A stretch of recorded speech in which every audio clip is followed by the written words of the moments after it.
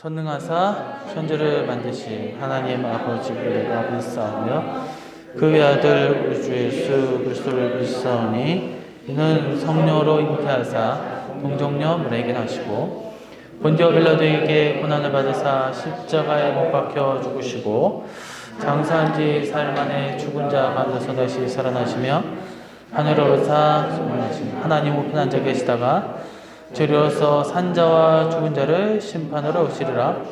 성령을 믿사오며 거룩한 공예와 성도가 서로부터하는 것과 죄를 사여 주시는 것과 몸이 다시 사는 것과 영원히 사는 것을 믿사옵나이다. 아멘. 네, 하나님의 말씀 보도록 하겠습니다. 출애굽기 7장 1절에서 7절, 19절에서 22절 말씀입니다. 여호와께서 모세에게 이르시되 볼지어다 내가 너를 바로에게 신같이 되게 하였은즉 내 형 아론은 내 대언자가 되리니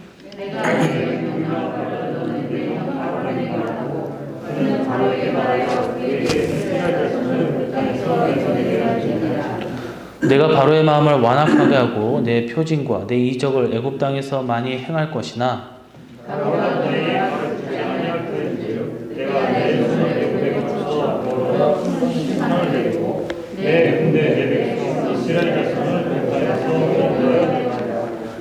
내가 내 손을 애굽 위에 펴서 이스라엘 자손을 그 땅에서 인도해낼 때에야 애굽 사람이 나를 여호와인 줄 알리라 하시매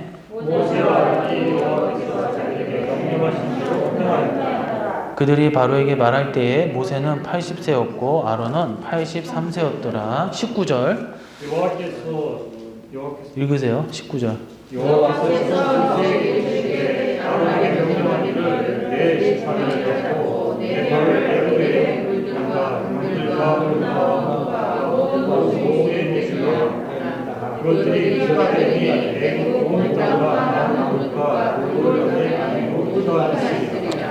모세와 아론이 여호와께서 명령하신 대로 행하여 바로와 그의 신하와 목전에서 지팡이를 들어 나일강을 치니 그 물이 다 피로 변하고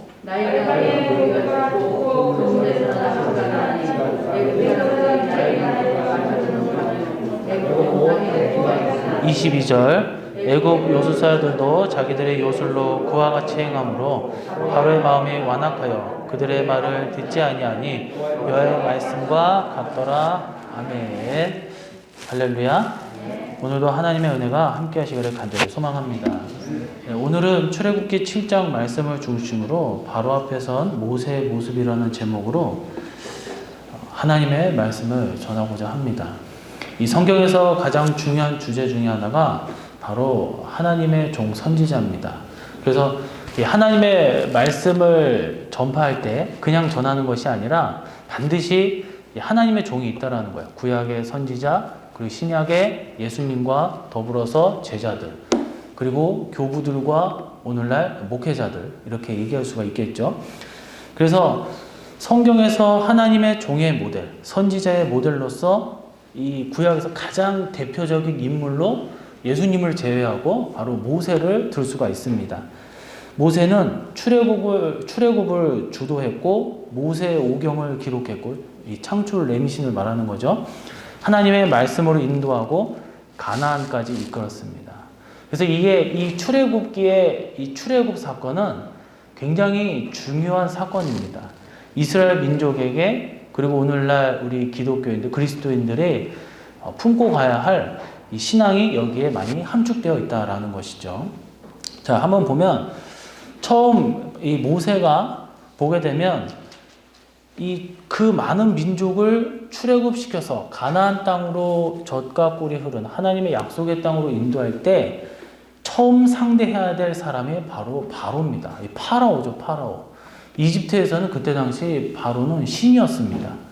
그 신 앞에 오늘날 사람을 누가 신으로, 물론 이제 이단에서는 신으로 여기는 경우가 있지만 과학이 발전하고 문명이 발전했을 때 신은 다 이제 사람은 신이 될 수 없다는 걸 알게 되었죠. 근데 그때 당시는 사람이 신이 될 수 있었다는 거예요. 이 모세는 바로 이 파라오 신 앞에 최고 권력자 앞에 서게 됩니다. 바로를 상대로 이스라엘의 구원을 이루는 모세 비교를 해보시라는 거예요. 그때 최강국의 그 최고 권력자, 그리고 모세는 과연 어떠한 모습이었을까? 모세는 사실 출생 때부터 죽을 위기에 처해 있었던 사람입니다. 출생할 때 애굽 하수에 던져져서 이 밑바닥이죠. 굉장히 밑바닥에서 태어났다는 거고, 환영받지도 못했고 죽을 위기에 처해 있었다라는 거예요. 그리고 나서 40세가 되어서요, 마흔이 되어야 장성하여 이제 왕자에서 후계자로 좀 뭔가 이렇게 교육을 받고자 하려고 했는데, 자기의 백성을 돌보다가 바로의 눈밖에 나서 광야로 쫓겨나게 되죠. 하지만 그를 통해서 성경은 이 하나님의 역사가 이루어지는 것을 보여주는데, 자, 오늘 바로에게 말할 때, 바로에게 다가설 때 이 모세의 모습을 통해서 우리가 배울 점이 무엇인가, 우리의 신앙에 어떻게 적용할 수 있을지 한번 살펴보도록 하겠습니다. 첫 번째로 보니까 나이가 80세다라고 했습니다. 7절에 보면 너희는 백성에게 다시는 벽돌에 쓸 짚을 전과 같이 주지 말고 그들이 가서 스스로 짚을 주게 하라. 그렇게 얘기를 하고 있다라는 거예요. 죄송합니다. 7절에 어디지? 7절에 보면 그들이 바로에게 말할 때 모세는 80세였고 아론은 83세였더라 그랬어요.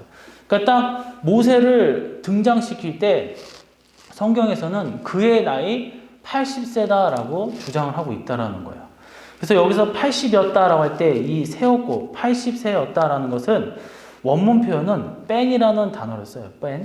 이 뺀은 말 그대로 그냥 그 상태, 그 상황. 그러니까 모세의 처지가 어때요? 80세라는 거예요. 80세. 말 그대로 노인이었다라는 것이죠. 우리가 이 사극 드라마나 어떤 뭐 영화를 보시면 주인공을 보면 뭔가 어렸을 때부터 남다르잖아요. 뭐 체격이 좋다던가 잘생겼다던가 뭐 아우라가 나온다던가 머리가 영리하던가 뭐 목소리도 막 보면은 뭐 요즘에도 한 번씩 보면 대조용이나 뭐 이런 거 한 번씩 하면 막 목소리 다 깔고 얘기하잖아요. 막 이렇게 하면서 주인공들은 막 그렇게 목소리도 깔고 멋있다면 주변 사람들이 다 따르고 마침내 나라를 세우고 건국하고 그렇게 뭐 잘 나가지 않습니까? 모세도 마찬가지예요. 애국 공주의 아들로 권자했을 때 부름을 딱 받았으면 얼마나 멋있었겠어요. 그리고 왕자의 신분으로 이집트를 뒤엎어버리고 자신의 민족인 히브리인들을 해서 이집트를 장악한다. 그럼 얼마나 좋겠어요. 뭐 출생의 비밀도 드러나고 이게 낫지 않겠습니까? 근데 사람의 생각이라는 거야. 하나님은 완전 반대로 그렇게 할 수 있음에도 불구하고 그렇게 하지 않으셨다라는 거야. 광야 생활을 했어요. 그는 혈기왕성할 때 가장 힘을 쓸 수 있을 때 하나님은 광야로 보내버렸어요. 그 광야에서 무엇을 할 수가 있었겠습니까? 무슨 사람들을 이끌고 거늘고 자기 민족을 이루고 자기 편을 만들고 자기 무리를 만들어서 군대를 양성해서 히브리인들을 구출하고 이집트와 싸울 수 있었겠습니까? 그렇지 않았더라고요. 광야에서 하염없이 그냥 노인이 될 때까지 무려 40년 동안 정처 없이 떠돌아다녔다는 거예요. 무려 40년이에요. 40년. 80세가 될 때까지, 노인이 될 때까지 하나님은 기다리셨어요. 80이 딱 되는데, 보세요. 일반 사람들은 보세요. 80이 되면 노년에 보면, 예전에 저희 할아버지가 90 몇 세에 돌아가셨는데, 나중에 이제 80에서 90 사이 되니까, 이 게이트볼이나 이런 거 치실 때, 자기 친구들이 하나둘씩 다 떠난단 말이에요. 그러니까 70세도 노인이잖아요. 그죠? 안 껴준단 말이에요. 나이가 들었다고. 그러니까 10살 차이 나고. 요즘에는 뭐 코로나 때문에 가진 않겠지. 양로원이나 이런 데 보면 60세, 70세는 할아버지, 할머니도 아니라는 거예요. 그런데 이때 당시는 얼마나 더 노인이었겠습니까? 모세는 80이었어요. 80으로 무엇을 할 수가 있었겠어요? 손자를 보고 이제는 노년의 여생을 조용히 어떻게 보면 죽음을 맞이할 기다려야 된다라는 거예요. 그런 말 그대로 이 생을 마감해야 되는 시기라는 거예요. 하지만 하나님께서는 놀라우신 하나님이에요. 참 기가 막힌 하나님이에요. 왜요? 그런 죽음을 기다려야 되고 이 땅에서 모든 것을 정리해야 될 때 그를 마침내 쓰셨다라는 거예요. 부르시고 사용하시고자 했다라는 거예요. 그게 무슨 말이에요? 그가 어떤 상황인지는 중요하지 않습니다. 하나님은 사람의 힘이나 능력, 재능을 의지해 일하지 않으신다라는 거예요. 오히려 연약하고 이 보잘것없는 그런 자를 사용하십니다. 하나님의 방식으로 준비해서 만드시고 사용하신다라는 거예요. 육적으로 연약할 수 있어요. 영적으로 하나님께서 준비된 자를 사용하셔서 구원의 역사를 이루어 만들어 가신다라는 것입니다. 성경을 보면 믿음의 사람들, 하나님께 사용하신 사람들의 육적 모습에 대해서 여러 가지 모습으로 강조하는 것을 볼 수 있습니다.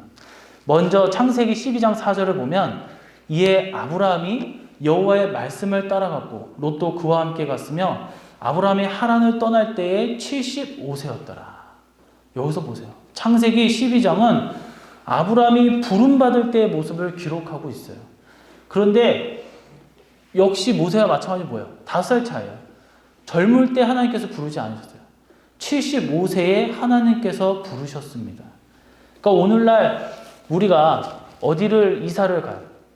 이사를 가는 게 사실 쉽지가 않잖아요.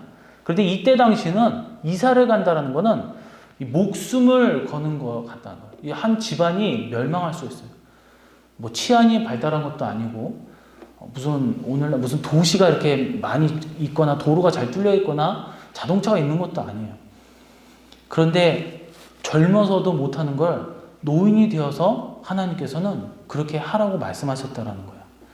하나님은 그런 75세의 노인을 부르셔서 믿음의 조상으로 세우고자 부르셨다는 거예요. 아들 하나 없는 처지였어요. 그런데 그를 믿음의 조상으로 세우셨다는 거예요. 이게 중요한 거다는 거예요. 예레미야 1장 6절에서 7절 말씀을 보면 내가 이르되 슬프도소이다. 주 여호와여 보소서. 나는 아이라 말할 줄을 알지 못하나이다 하니 여호와께서 내게 이르시되 너는 아이라 말하지 말고 내가 너를 누구에게 보내든지 너는 가며 내가 내게 무엇을 명령하든지 너는 말할지어다.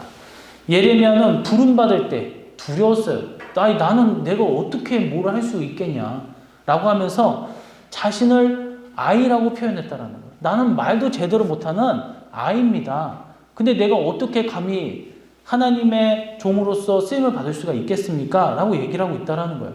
어떻게 저 타락한 이스라엘과 유다를 향해 하나님의 말씀을 대언할 수가 있겠습니까? 하지만 하나님께서는 그를 부르시고 그에게 너가 하는 것이야. 넌 아이다. 그렇다 너는 말할 수 없다. 하지만 내가 하는 말을 내가 할 수 있게 내가 하게 만들겠다라는 거야. 그 말씀을 통해서 이스라엘뿐만 아니라 열국을 무너뜨려버리고 새로 뽑는 그 역할을 하나님께서는 역사를 이루신다라는 거야. 그리고 실제 예레미야는 일생 위대한 예언 사역을 통해 그 역사를 이루었다라는 것이죠. 또한 고린도서 12장 7절도 보게 되면 여러 계시를 받은 것이 지극히 크므로 너무 자만하지 않게 하시려고 내 육체의 가시 곧 사탄의 사자를 주셨으니 이는 나를 쳐서 너무 자만하지 않게 하려 하심이라. 이것은 바울의 모습을 기록하고 있는 거예요. 바울은 육체의 가시를 가지고 있다고 했어요. 여러분, 바울은 연약하기 이를 데 없는 사람이었어요. 전설에 의하면 그는 여러 질병을 앓고 있었다고 합니다. 뭐 안질이었다는, 눈에 이제 무슨 질병이 있었다느니, 또 간질이 있었다느니, 이런 말들이 많은데, 그런 그를 하나님은 세우시고 유럽과 로마 제국 전역을 복음화시켰다라는 거예요. 이처럼 믿음의 사람들, 그리고 그들의 모습이 육적으로 연약할 수 있어요. 하나님께서는 그 연약함을 인하여서 오히려 더 크게 역사하신다라는 거예요. 그러니까 사람이 되게 약해 보여요. 하지만 하나님은 그 연약함을 중요시 여기지 않는다는 거예요. 왜요? 내가 하는 것이 아니라 하나님이 하시기 때문입니다. 기독교, 특히 개혁주의 역사에서 중요한 한 획을 그은 인물인데 바로 존 칼빈입니다. 칼빈은 이 장로교, 이제 뭐 교를 보면 감리교가 있고 그 다음에 뭐 장로교가 있고 여러 교단이 있지 않습니까? 그 중에 이 장로교회의 이 창시자는 창시자예요. 종교개혁 이 장로교회의 창시자입니다. 종교개혁 시대 최고의 저술, 이 성경 다음으로 위대한 책이라고 하는 기독교 강요라는 책을 저술해서 개혁주의 신학을 총정리한 인물입니다. 하지만 그는 여러 사역 중 무수한 어려움과 박해를 당했으며 결국 국가에서 추방명령을 당하기도 했어요. 하지만 14년간 제네바에서 종교개혁을 위해서 끝까지 싸웠고 프랑스, 네덜란드, 스코틀랜드, 영국, 독일 그리고 이후 미국과 우리나라까지 기독교에 큰 영향을 끼친 인물입니다. 하지만 칼빈은 이 육적으로 정말로 연약한 사람이었어요. 그래서 칼빈의 동상과 그리고 기독교 강요에 나오는 칼빈의 그 사파를 보면 항상 코가 이렇게 매부리코처럼 있고 볼이 앙상해, 항상 말랐어요. 심지어 손가락도 뼈다귀 같이 말랐단 말이에요. 그의 몸에는 위궤양, 관절염, 천식, 폐렴, 결석, 늑막염, 온갖 병을 다 앓고 있었다고 합니다. 그래서 사람들은 그를 걸어다니는 그냥 병원 그 자체라고 봤어요. 하지만 누가 알았어요? 언제 죽어도 모를 온갖 병을 앓고 살았던 그 사람이 어마어마한 큰 업적을 이루었다라는 거예요. 위대한 사역을 감당했다라는 거예요. 오죽하면 사람들이 자기 사역으로 인해서 자기를 칭송하고 위대하다라고 얘기할까봐 그래서 하나님의 영광을 내가 한 것이 아니라 이 연약한 내가 어떻게 할 수 있냐. 오로지 하나님께서 하신 건데 하나님의 영광을 가릴까봐 두려워 자신이 죽을 때 묘비 없는 무덤을 달라고 해서 지금도 추정만 할 뿐 정확히 어디에 묻혀있는지 모른다고 합니다. 이 모든 내용이 말하는 것은 출애굽을 위해 부름받을 때 모세가 80세다. 가장 먼저 모세를 설명할 때 그렇게 얘기를 하고 있다는 거예요. 이 80세란 사실, 달리 말하면 하나님은 이 육적으로는 연약할지라도 하나님이 부르시면 결국 그 80세는 무의미하다. 저와 여러분은 정말 그 축복의 역사를 이루어 나가는데 우리는 연약하잖아요. 각자의 단점이 있을 수 있고 장점보다 단점이 더 클 수도 있어요. 하지만 우리 그리스도인들은 하나님과 하나가 되어 내주하신 성령님으로 인하여 큰 위대한 역사를 이루어 나가시기를 간절히 소망합니다. 두 번째로 여호와께서 명령하신 대로 행하였다 그랬어요. 20절에 보면 그들이 바로를 떠나 나올 때에 모세와 이제 나오게 되죠. 그래서 여호와께서 명령하신 대로 행하여 바로와 그의 신하의 목전에서 지팡이를 들어 나일강을 치니 그 물이 다 피로 변하고 20절에 모세와 아론이 여호와께서 명령하신 대로라고 했습니다. 명령하신 대로. 첫 번째는 뭐예요? 80세였어요. 연약하였습니다. 그럼에도 불구하고 하나님께서는 그를 붙잡아 이렇게 세워서 사용하셨어요. 두 번째로 모세의 모습은 여호와께서 명령하신 대로 행하였다라는 거예요. 이거 참 중요한 거예요. 이것은 그가 하나님의 말씀에 철저히 순종했음을 의미합니다. 여러분, 하나님의 일에 가장 중요한 것은 인간적인 조건이나 형편이 아니에요. 그럼 우리가 뭐하러 교회를 다닙니까? 여기도 보면 교회를 다니기 위해서 뭐 유학을 갔다 와야 되고 뭐 대학원 나오고 석박사 해야 되고 무슨 기업처럼 그렇게 뽑는다면 우리가 뭐하러 교회에 나오겠습니까? 그럴 필요가 없다라는 거야. 연약한 자를 하나님께서 부르시는 거고 아픈 자를 부르시는 것이 바로 교회라는 거야. 인간적인 그런 세상이 갖고 있는 잣대는 교회에 끌고 와서는 안 된다라는 거예요. 왜요? 사람이 보는 눈과 하나님의 보는 눈은 분명히 다르다라는 것입니다. 모세는 어때요? 육적으로 연약하냐? 나이가 많으냐 적으냐? 학식이 높으냐 낮냐? 그런 인간적인 모습 그 조건을 달지 않았어요. 신앙적인 부분에서는 그보다 더 중요한 것이 있어요. 세상의 잣대가 아니라 정말 믿음이라는 것은 중요한 것이 있어요. 그것이 뭐예요? 바로 순종이라는 거예요. 하나님의 명령하신 대로 내가 행하고 있는가 행하지 못하는가. 아담이 문제가 된 것이 뭐였어요? 딱 하나였어요. 순종하지 못한 것. 그것이 바로 곧 죄라는 것입니다. 여기서 명령하신으로 번역된 20절에 보면 명령하신 대로라고 했어요. 명령하신으로 번역된 원문은 이 위탁하다, 지정하다, 위임하다 등의 의미를 갖습니다. 그래서 무엇을 맡기고 지정하고 임무를 부여하는 것처럼 하나님께서는 뚜렷한 명령을 그 종에게 주신 것이에요. 참된 종, 이 진실한 종, 하나님께서 기뻐하시는 종은 그 명령하신 바를 그대로 순종합니다. 모세가 그랬어요. 성경에 등장하는 사람들 중에 어떤 이들은 순종하는 자로, 어떤 이들은 불순종하는 자들이 나옵니다. 그 대표적인 게 실례로 사울과 다윗이에요. 사울은 이스라엘의 초대 왕이었어요. 처음에는 굉장히 겸손하게 출발하였습니다. 다윗은 그의 뒤를 이어서 두 번째 왕이 됩니다. 그 가운데 사울은 하나님께 결국 어떻게 돼요? 불순종하는 왕으로 기억으로 성경에 남게 되고 오늘날 후대에 많은 사람들에게 불순종의 대표적인 사례로 나오게 되죠. 그에 관해 기록된 말씀 가운데 사무엘상 15장 22절에서 23절에 쭉 보게 되면 그는 결국에는 어떻게 돼요? 불순종하는 모습을 나오게 되는데 사무엘이 이르되 여호와께서 번제와 다른 제사를 그의 목소리를 청종하는 것을 좋아하심같이 좋아하시겠나이까. 순종이 굉장히 유명한 말이죠. 순종이 제사보다 낫고 듣는 것이 순양의 기름보다 나으니 이는 거역하는 것은 점치는 죄와 같고 완고한 것은 사신 우상에게 절하는 죄와 같음이라. 왕이 여호와의 말씀을 버렸으므로 여호와께서도 왕을 버려 왕이 되지 못하게 하셨나이다 하니. 하나님께서는 이 순종이 제사보다 낫고 듣는 것이 순양의 기름보다 낫다 했습니다. 하지만 사울은 하나님 앞에 불순종하며 거역하는 모습을 살았어요. 하나님께서 불순종하는 사울을 버리셨어요. 우리 여기서 보게 되면 신학적에서 해석을 할 때 하나님께서 왜 버리셨는가라고 하는데 엄밀히 말하면 이 사람의 관점에서 그렇게 해석을 하는 거지 사울이 하나님을 버렸죠. 그래서 그 이후에 그는 어떻게 됐습니까? 그뿐만 아니라 그와 그의 아들 그 대부분 가문이 집안 전체가 멸족을 당하게 되죠. 하지만 그에 반해 다윗은 어땠습니까? 다윗의 시편들을 보면 곳곳에서 나의 주, 나의 왕, 나의 하나님이라는 고백을 볼 수 있습니다.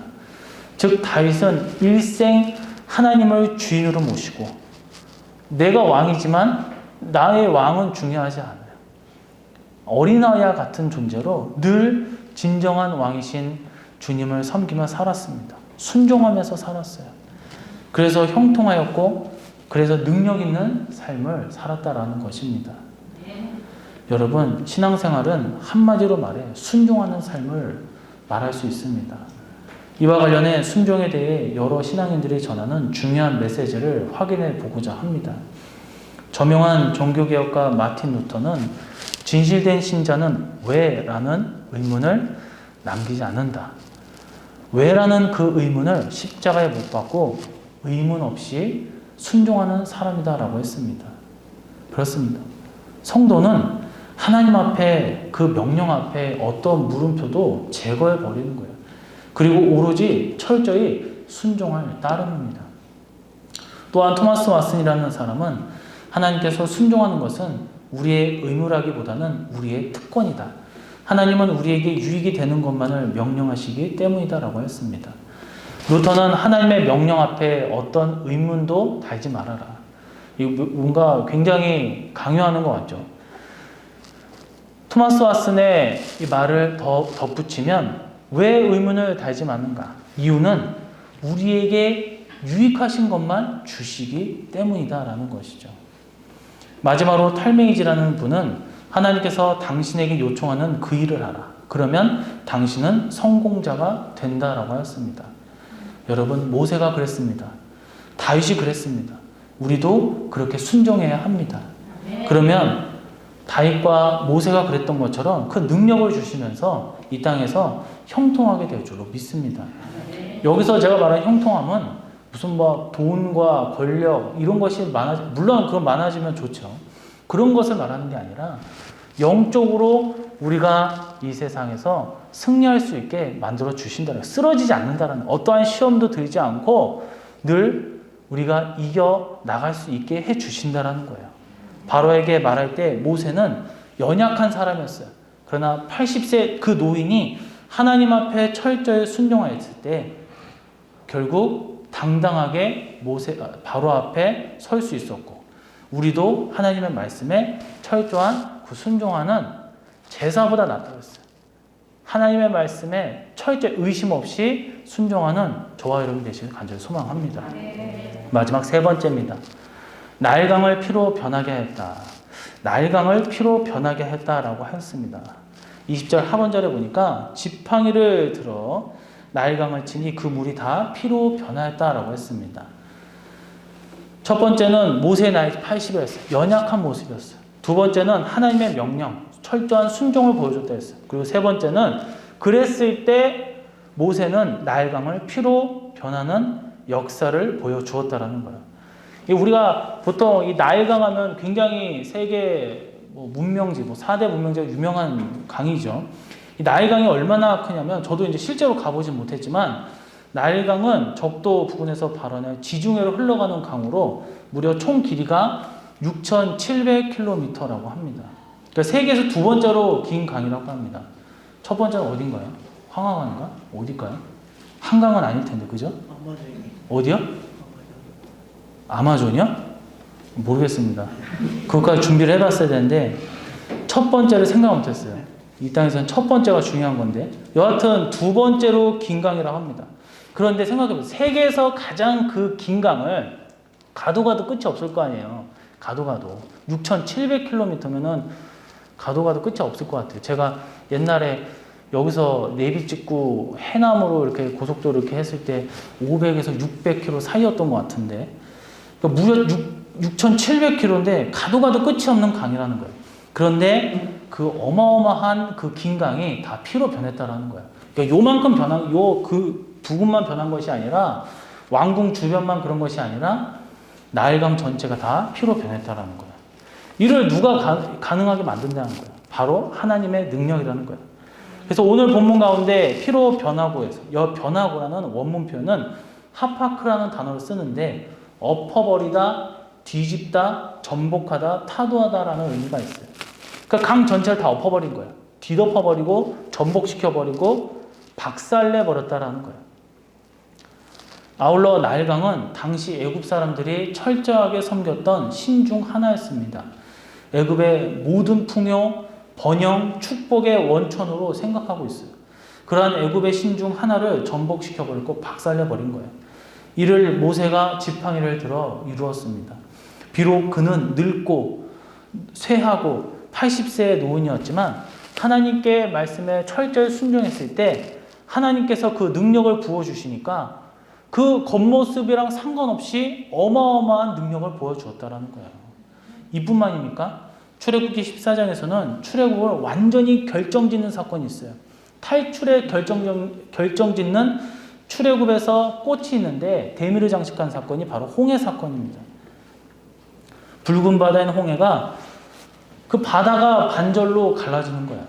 그 사이로 장정 60만 3,550명, 노인, 아이, 여자를 합하면 200에서 300만에 육박하는 이스라엘 전체가 그 사이를 육지처럼 가로질러 갔다라는 거예요.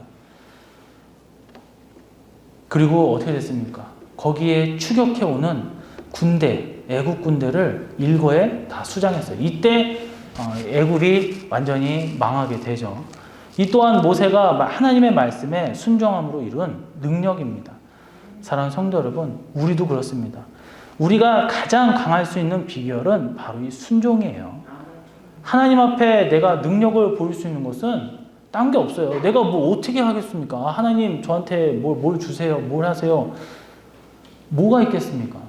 내가 기도하는 이유, 말씀을 읽는 이유, 내가 교회를 다니는 이유, 예배를 드리는 이유 하나예요. 바로 순종입니다. 이 모든 것이 순종할 때에 순종하니까, 하나님의 말씀을 따르니까, 믿으니까 위대한 역사가 이루어진다는 거예요. 그래서 하나님이 우리에게 요구하시는 최고의 신앙적인 모습은 바로 순종입니다. 순종하시기를 간절히 소망합니다.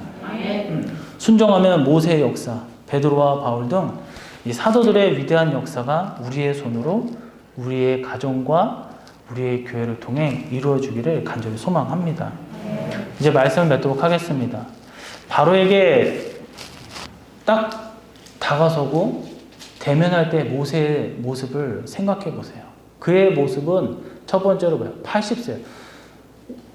어젠가요? 오늘인가 보니까 전두환 대통령이 깨서라가야 됩니까? 예, 돌아가셨다고 해야 되나요? 예, 하나둘씩 보면 이제 옛날에 누가 제일 먼저였죠? 김대중 전 대통령 이렇게 하고 그 다음에 김영삼, 노무현. 그러니까 조금씩 하나씩 이렇게 세상을 떠나실 때 보면서 야 저분은 아직도 안 가시는구나 생각을 했거든요. 그러니까 빨리 가라 이러는 거 아니에요. 개인적인 원한은 없습니다만 참 오래 사시는구나. 욕을 많이 먹어서 그러나. 그랬는데 결국에는 가더라고요. 그러니까 제가 말씀드리고 싶은 건 뭐냐면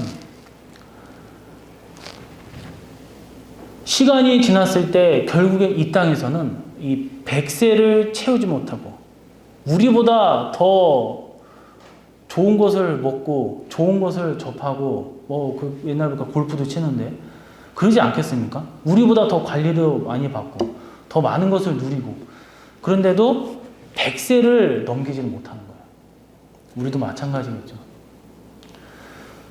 모세도 보세요. 100세 이전에 80세. 이제 생을 마감할 준비를 해야 될 때예요. 그러나 더 놀라운 거예요. 하나님께서 80세의 그를 이끌어 세우셔서 그 위대한 한 민족을 구원에 이르는 지도자로 만드셨다는 거예요. 여러분이라고 못하겠습니까? 여기 계신 분들 60세, 70세 되신 분들이 아유 나는 이제 이럴 때가 아니라는 거예요.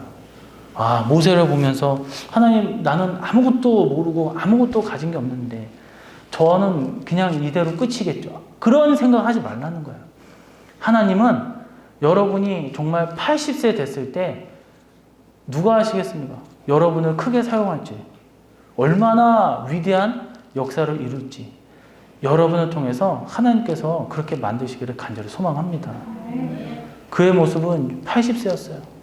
그러나 그가 하나님의 말씀에 철저히 순종했을 때 그 어마어마한 그 긴 강의 날강을 피로 만들어 버렸다는 거예요. 연약해도 부족해도 우리는 오로지 말씀에 순종하기를 간절히 소망합니다. 말씀만 바라보고 따라가기를 바랍니다. 그러면 하나님께서 놀라운 우리를 통해서 그 기적을 이루어 나가실 줄로 믿습니다. 능력을 드러내셔서 나뿐만 아니라 나의 가정과 교회와 정말 친인척 그리고 이 사회 더 나아가 이 국가에 나의 그 순종함으로 많은 것이 변화되기를 간절히 소망합니다. 오늘 말씀을 통해서 이 말씀 속에 우리가 전적으로 믿는다면 우리가 믿어 의심치 않고 이것을 우리가 품고 기대하면서 하나님께서 나를 사용하시자는 그 믿음으로 정말 철저한 순종 가운데 우리가 지금 처해져 있는 환경을 생각하지 마시고 하나님께서 나를 사용하여 주시옵소서라는 그 순종하는 마음 품고 살아가시기를 주님의 이름으로 간절히 축원해 드립니다. 이제 우리가 다 같이 기도하기를 원합니다. 오늘은 바로 앞에 선 모세의 모습을 통해서 우리가 이 땅에서 살아갈 때에 우리가 굉장히 연약하고 나약하지만 우리가 세상과 세상을 지배하는 마귀를 이길 수 있는 이유와 원동력은 하나님께서 우리를 이끄시고 강하게 하시고 궁극적으로 승리하게 하심을 오늘 말씀을 통해 다시 한번 깨닫게 됩니다. 모세는 연약한 자였습니다. 혀도 뻣뻣하고 노인이었습니다. 그럼에도 불구하고 위대한 구원의 역사를 만드신 것은 하나님이요. 또한 그를 통해서 능력을 보여주신 분 역시 하나님입니다. 우리의 삶에 정말 놀라운 기적과 이적을 하나님께서 보여주신다는 것을 믿고 나아갈 때에 우리를 더욱더 크게 사용하시고 더욱더 많은 열매를 맺을 수 있게 해달라고 이 시간 주여 삼창 부르시고 말씀을 생각하면서 기도하도록 하겠습니다. 주여! 이제는 주여! 예수 그리스도의 희생과 사랑이 담긴 십자가의 은혜와 성부 하나님의 우리를 향한 구원의 섭님이 주관하심과 우리 가운데 늘 역사하시고 구원과 축복의 성취를 위하여 늘 놀랍고 성령님의 도우심으로 우리는 연약하지만 주의 도우심과 또한 그 은혜로 다시금 일어나고 강한 자가 되어 어디서든 철저한 말씀 앞에 순종으로 승리와 축복이 형통함의 역사가 우리의 삶과 가정, 기업과 교회, 이 땅에 그 선한 영향력을 끼치는 은혜가 모두 모여 함께 있을지어다. 아멘.